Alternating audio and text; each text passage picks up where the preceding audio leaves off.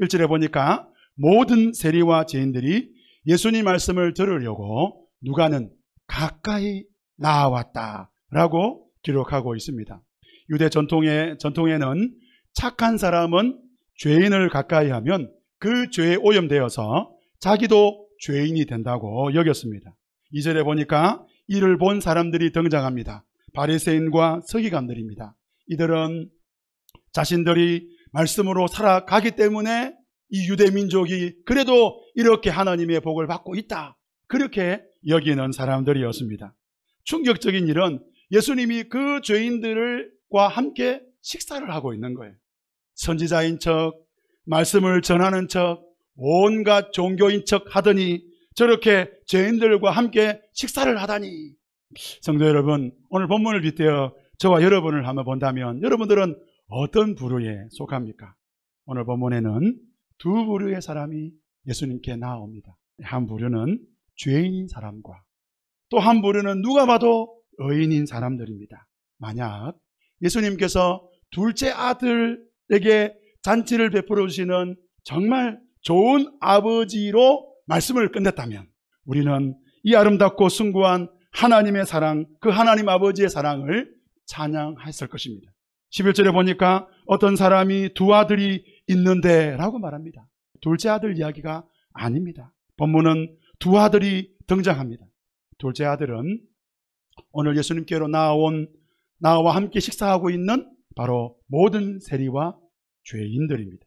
첫째 아들은 이를 보고 수근거리고 그리고 비난하고 있는 바리새인과 서기관들이죠. 예수님은 둘째 아들 이야기만 하지 않습니다. 첫째 아들을 이야기하고 싶어서 둘째 아들 이야기부터 하고 있습니다. 자, 그렇다면 이 비유는 또 둘째 아들 이야기일까요? 이 이야기를 자세히 우리가 조금만 살펴봐도 둘째 아들 사이에 계시는 아버지를 보게 됩니다. 또 이르시되 어떤 사람에게 두 아들이 있는데, 어떤 사람을 등장합니다. 두 아들을 둔 어떤 사람 이야기. 돌아온 당자 이야기가 아닙니다. 두 아들 이야기도 아닙니다. 두 아들을 둔 아버지 이야기입니다. 팀 켈러 목사님은 오늘 이 비유를 통해 예수님이 하시는 말씀을 하고 있습니다. 그 뭐냐? 허비하시는 아버지 하나님, 낭비하시는 아버지 하나님을 말씀하는 것입니다. 얼마나 허비하느냐? 두 아들이 아버지께로 돌아올 때까지 자신의 모든 것을 낭비하시는 바로 탕부를 말씀하고 있는 것입니다. 복음을 아는 방법은 복음이신 하나님을 아는 것과 동시에 복음이 필요한 인간을 아는 것이 중요합니다. 그래서 우리는 두 아들을 알게 되면 바로 모든 것을 내어주신 하나님, 이 복음을 알게 되는 것입니다.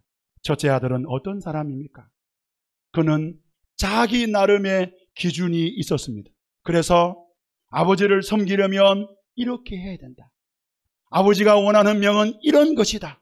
열심히 준비하고 그것을 위해 살았습니다. 기독교는 이런 종교다. 예배는 이렇게 해야 된다. 예수 믿는 사람들은 이렇게 살아야 된다. 이런 기준이 있었습니다. 첫째 아들은 자기가 세운 그 기준으로 철저하게 오랫동안 성실하게 살아왔습니다. 종교는 각자의 기준이 있습니다. 기독교는 종교가 아닙니다. 기독교는 자기 기준이 없습니다. 말씀 위에는 아무것도 없습니다. 첫째 아들은 자기 기준으로 아버지를 어떻게 합니까? 평가합니다. 기독교를 종교로 만드는 사람들은 심지어 하나님도 평가합니다. 하나님은 이런 하나님이야. 둘째 아들은 아버지를 오해했습니다. 아버지 때문에 자신이 행복하지 않다고 여겼습니다. 아버지를 떠나야만 자기 자신이 행복할 수 있다고 여겼습니다. 교회를 오해한 사람들입니다. 기독교를 오해한 사람들입니다. 그래서 교회를 떠나야 행복할 수 있고 하나님을 떠나야 행복할 수 있다고 여기는 것입니다. 이제 마지막으로 나눌 말씀은 두 가지입니다. 첫째는 그 아버지는 이 두 아들을 어떻게 했는가? 두 번째는 우리가 그 하나님을 믿는 교회 공동체로서 우리는 이 두 아들을 어떻게 해야 하는가? 둘째 아들은 명백하게 자신이 하나님과 아버지 앞에서 죄를 지었다는 것을 인정했습니다. 첫째 아들은 어떻습니까? 첫째 아들은 자기 잘못이 없다고 생각했습니다. 아이, 도리어 이 아버지가 잘못했다.